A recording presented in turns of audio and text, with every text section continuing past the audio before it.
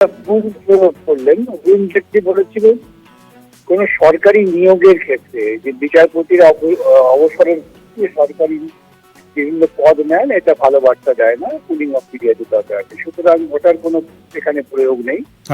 এক্ষেত্রে উনি নিজে পদত্যাগ করছেন, পদত্যাগ করে বিচার ব্যবস্থার সঙ্গে সমস্ত সম্পর্ক ছিন্ন করে তিনি একটি রাজনৈতিক দলে যোগ দিয়েছেন। যে রাজনৈতিক দলে যোগ দিয়েছেন সেটা সম্পূর্ণ ওর ব্যক্তিগত সিদ্ধান্ত। প্রত্যেকটি পরিণত মানুষের ব্যক্তিগত সিদ্ধান্তকে সম্মান জানানো উচিত। আপনি তার সঙ্গে সহমত নাও হতে পারেন। একদম তিনি রাজনীতি করতে গিয়ে ঠিক করেছেন কি ভুল করেছেন, বিজেপির মতো একটা দলকে তিনি যোগদান করে কতটা সাম্প্রদায়িকতা, কতটা দুর্নীতির বিরুদ্ধে লড়াই করতে পারবেন, এই সমস্ত প্রশ্ন থাকতেই পারে। কিন্তু এটা কোনো প্রশ্ন হতে পারে না যে তিনি পদত্যাগ করে রাজনীতি এলেন। সুতরাং আমার মতে আমাদের এই গণতান্ত্রিক সহিষ্ণুতা থাকা দরকার যে প্রত্যেক মানুষের স্বাধীন মত এবং সেই মত অনুযায়ী তার কাজ করবার অধিকার আছে।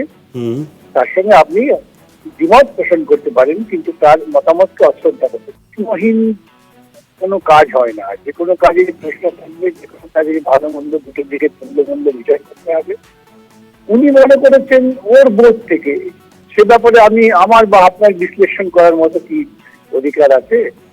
তিনি পদত্যাগ করেছেন। তিনি যদি বিচার ব্যবস্থার সঙ্গে যুক্ত থেকে রাজনীতি করতেন তাহলে সেটা নিন্দনীয় হতো, কিন্তু আজকে তিনি বিচারপতি নন। অতএব তিনি বিজেপিতে গেছেন। বিজেপিতে যাওয়াটা তার ভুল সিদ্ধান্ত হতে পারে, সঠিক সিদ্ধান্ত হতে পারে। আমাকে বিচারে তিনি ঠিক করেননি, সেটা তো আমার স্বাধীন মতের প্রেক্ষিতে বলতে পারি।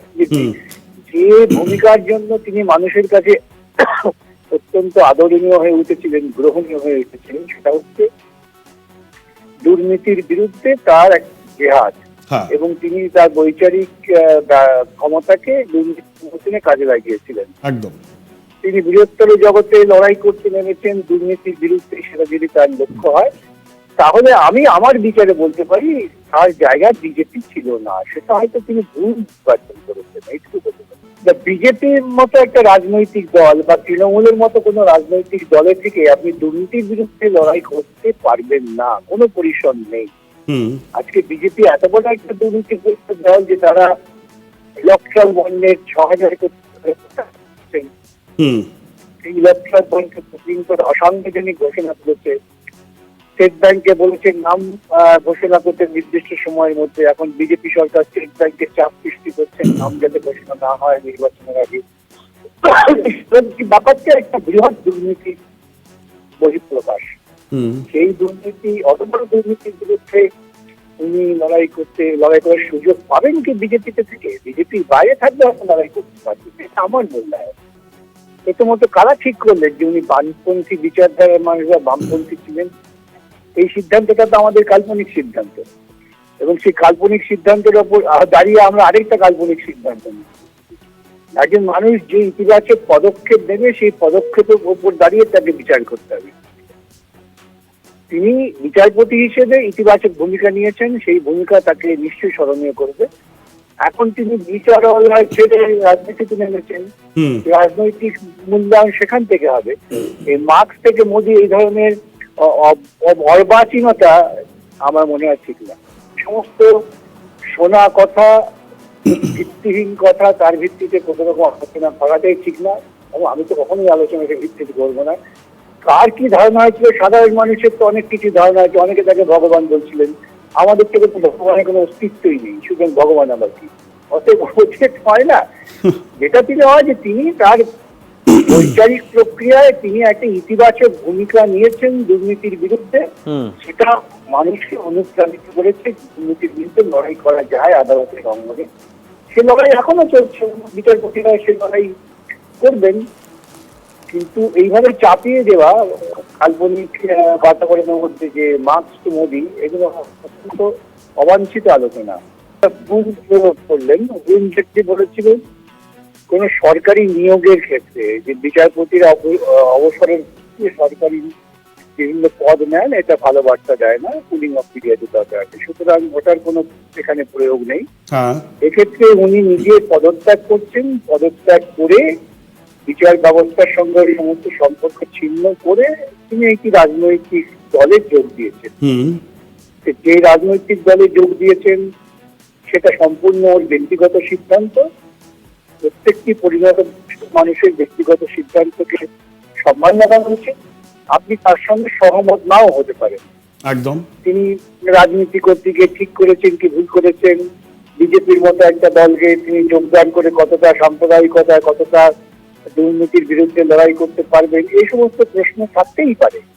কিন্তু এটা কোনো প্রশ্ন হতে পারে না যে তিনি পদত্যাগ করে রাজনীতি এলেন। সুতরাং আমার মতে আমাদের এই গণতান্ত্রিক সহিষ্ণুতা থাকা দরকার যে প্রত্যেক মানুষের স্বাধীন মত এবং সেই মত অনুযায়ী তার কাজ করবার অধিকার আছে। তার সঙ্গে আপনি দ্বিমত পোষণ করতে পারেন, কিন্তু তার মতামতকে অশ্রদ্ধা করতে মহীন কোনো কাজ হয় না। যে কোনো কাজের প্রশ্ন থাকবে, যে কোনো কাজের ভালো মন্দ দুটোর দিকে ভালো মন্দ বিচার করতে হবে। উনি মনে করেছেন ওর বোধ থেকে, সে ব্যাপারে আমি আমার বা আপনার বিশ্লেষণ করার মতো কি অধিকার আছে? তিনি পদত্যাগ করেছেন। তিনি যদি বিচার ব্যবস্থার সঙ্গে যুক্ত থেকে রাজনীতি করতেন তাহলে সেটা নিন্দনীয় হতো, কিন্তু আজকে তিনি বিচারপতি নন। অতএব তিনি বিজেপিতে গেছেন। বিজেপিতে যাওয়াটা তার ভুল সিদ্ধান্ত হতে পারে, সঠিক সিদ্ধান্ত হতে পারে। আমাকে বিচারে তিনি ঠিক করেননি, সেটা তো আমার স্বাধীন মতের প্রেক্ষিতে বলতে পারি। যে ভূমিকার জন্য তিনি মানুষের কাছে অত্যন্ত আদরণীয় হয়ে উঠেছিলেন, গ্রহণীয় হয়ে উঠেছিলেন, সেটা হচ্ছে দুর্নীতির বিরুদ্ধে তার এক জেহাদ। এবং তিনি তার বৈচারিক ক্ষমতাকে দুর্নীতি কাজে লাগিয়েছিলেন। একদম। তিনি বৃহত্তর জগতে লড়াই করতে নেমেছেন দুর্নীতির বিরুদ্ধে, সেটা যদি তার লক্ষ্য হয় তাহলে আমি আমার বিচারে বলতে পারি তার জায়গায় বিজেপি ছিল না। সেটা হয়তো তিনি ভুল নির্বাচন করেছেন, এইটুকু বলতে পারি। বিজেপির মতো একটা রাজনৈতিক দল বা তৃণমূলের মতো কোনো রাজনৈতিক দলের থেকে আপনি দুর্নীতির বিরুদ্ধে লড়াই করতে পারবেন না, কোনো পরিসর নেই। আজকে বিজেপি এত বড় একটা দুর্নীতিগ্রস্ত দল যে তারা ইলেকট্রাল বন্ডের 6,000 এই ইলেকট্রাল বন্ডকে সুপ্রিম কোর্ট অসাংবিধানিক ঘোষণা করেছে। স্টেট ব্যাংকে বলেছে নাম ঘোষণা করতে নির্দিষ্ট সময়ের মধ্যে। এখন বিজেপি সরকার স্টেট ব্যাংকে চাপ সৃষ্টি করছে নাম যাতে ঘোষণা না হয় নির্বাচনের আগে। ব্যাপারটা একটা বৃহৎ দুর্নীতি বহিঃপ্রকাশ। সেই দুর্নীতি, অত বড় দুর্নীতির বিরুদ্ধে উনি লড়াই করার সুযোগ পাবেন কি বিজেপিতে থেকে? বিজেপির বাইরে থাকলে হয়তো লড়াই করতে পারবেন, এটা আমার মূল্যায়ন।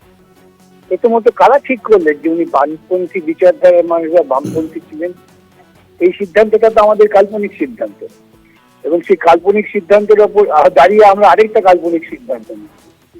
একজন মানুষ যে ইতিবাচক পদক্ষেপ নেবে সেই পদক্ষেপের ওপর দাঁড়িয়ে তাকে বিচার করতে হবে। তিনি বিচারপতি হিসেবে ইতিবাচক ভূমিকা নিয়েছেন, সেই ভূমিকা তাকে নিশ্চয়ই স্মরণীয় করবে। এখন তিনি বিচারালয় ছেড়ে রাজনীতিতে নেমেছেন, রাজনৈতিক মূল্যায়ন সেখান থেকে হবে। এই মার্কস থেকে মোদি এই ধরনের অর্বাচীনতা আমার মনে হয় ঠিক না।